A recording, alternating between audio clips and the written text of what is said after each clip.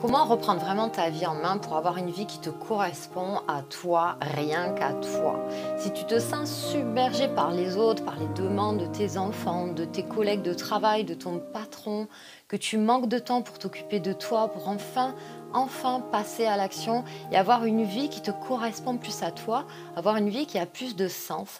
On va voir dans cette vidéo les 3 erreurs à ne surtout pas commettre si tu veux avoir la vie que tu choisis toi. On va voir donc les 3 erreurs qui t'empêchent de te sentir libre, d'être vraiment toi-même et d'avoir la vie qui te correspond. Alors la première erreur qu'on peut faire et que j'ai faite et que beaucoup d'entre vous font, c'est de dire oui mais. Alors ce fameux oui mais j'ai pas le temps, oui mais j'ai peur de décevoir, oui mais.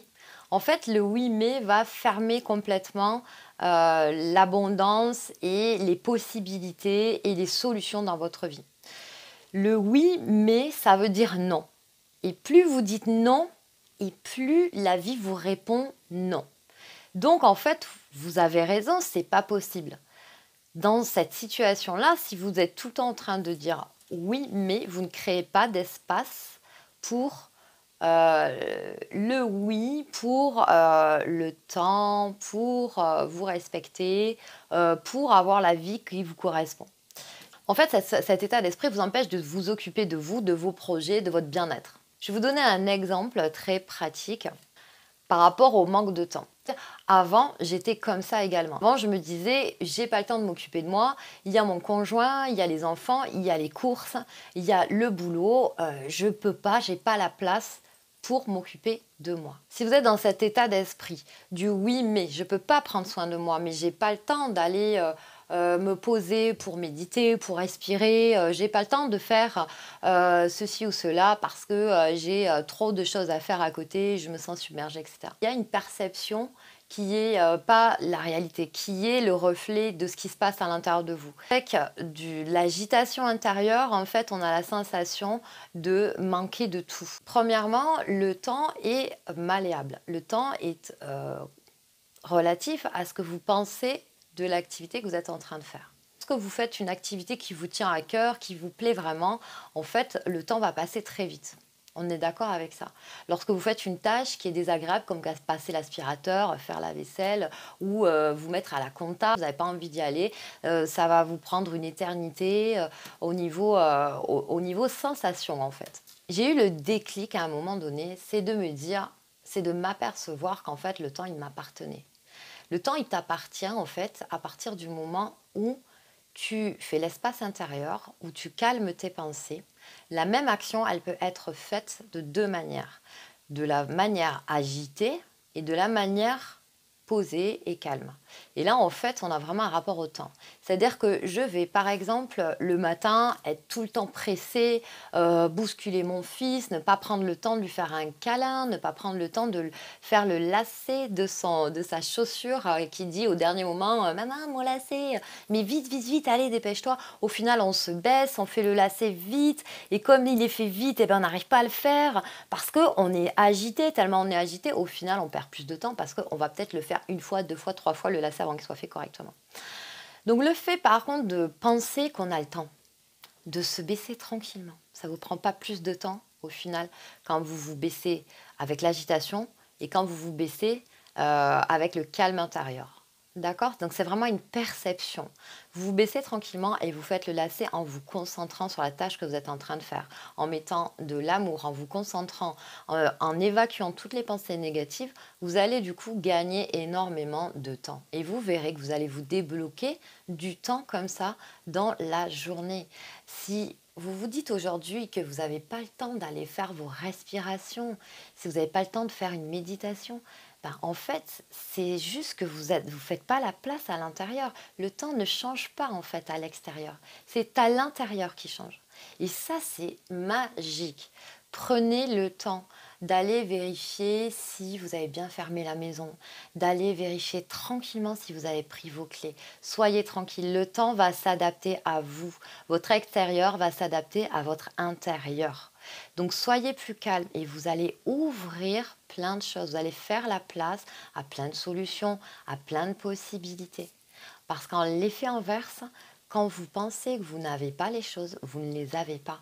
Et vous n'allez pas vous mettre en mode solution, ça ne va pas vous apparaître. Regarde simplement qu'est-ce qui t'agite. Qu'est-ce qui fait que tu veux pas le prendre ce temps-là? Qu'est-ce qu'il y a derrière? Qu'est-ce qui fait que tu penses manquer de temps, mais que tu penses manquer d'amour?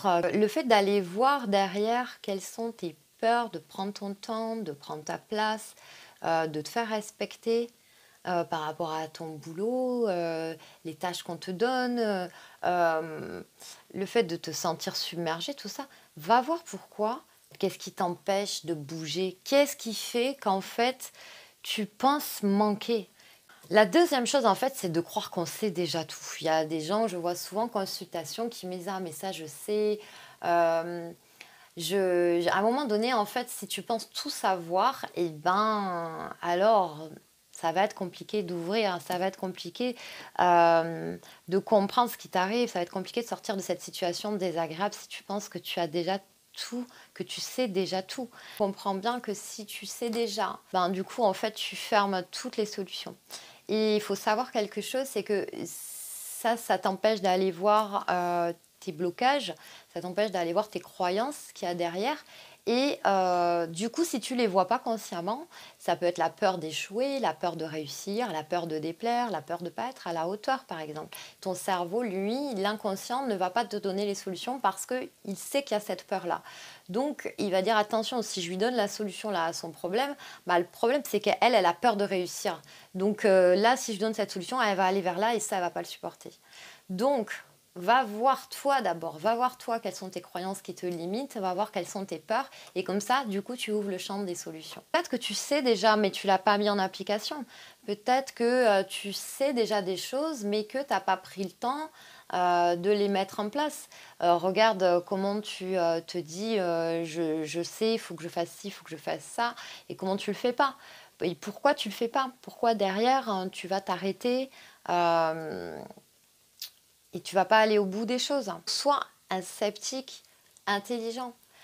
Essaye les choses, essaye du nouveau. L'erreur aussi à ne pas commettre, c'est de se dire que c'est pas maintenant, c'est plus tard, c'est quand j'irai mieux, quand j'aurai plus d'argent, quand j'aurai plus de temps, quand mes enfants seront à l'école, que je pourrai.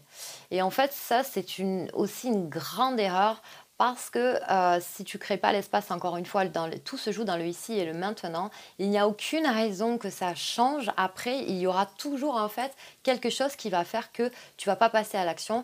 Tu vas toujours te dire, bah oui, en fait, ce sera plus tard, plus tard, plus tard. Et c'est le trésor, il est maintenant. Regarde aujourd'hui réellement ce qui t'empêche de faire les choses maintenant. La troisième erreur bis, ça va être de penser que tu as un entourage qui est tellement négatif que tu ne peux pas aller au bout de tes projets. Un entourage qui t'empêche pas d'être toi, mais qui t'empêche d'être toi-même. Un entourage qui te freine, etc. Donc oui, c'est hyper important d'avoir un entourage positif. Cela dit, si on l'a pas, il ne faut pas que ça soit une excuse, il ne faut pas que ça soit un frein pour aller vers tes rêves, pour aller vers tes projets. J'y vais quand même, j'y vais et surtout je cherche un entourage, un autre entourage qui soit plus positif. Je garde le mien, je restreins celui que j'ai, mais je vais aller chercher ailleurs. Aujourd'hui, je pense qu'avec l'ère d'Internet, on peut trouver des personnes qui nous correspondent. Si tu as des personnes qui ne correspondent pas à tes projets, à ton mode de fonctionnement, à ton état d'esprit, va chercher ceux qui sont dans ton état d'esprit, ceux qui sont en connexion avec toi. Bah justement, je propose, moi, dans mon accompagnement, du coaching privé, mais aussi du coaching de groupe. Et ça permet aux gens de connecter entre eux, ça permet aux gens de se sentir moins seuls, d'aller de l'avant vraiment et de se rendre compte qu'il y a tout un univers de gens qui ont cette ouverture d'esprit. Donc ne restez pas bloqués, enfermés dans votre quotidien avec des gens qui sont néfastes pour vous. Allez au bout de ce que vous voulez être, de ce que vous voulez faire, de ce que vous voulez accomplir. C'est important, ne les laissez pas vous freiner.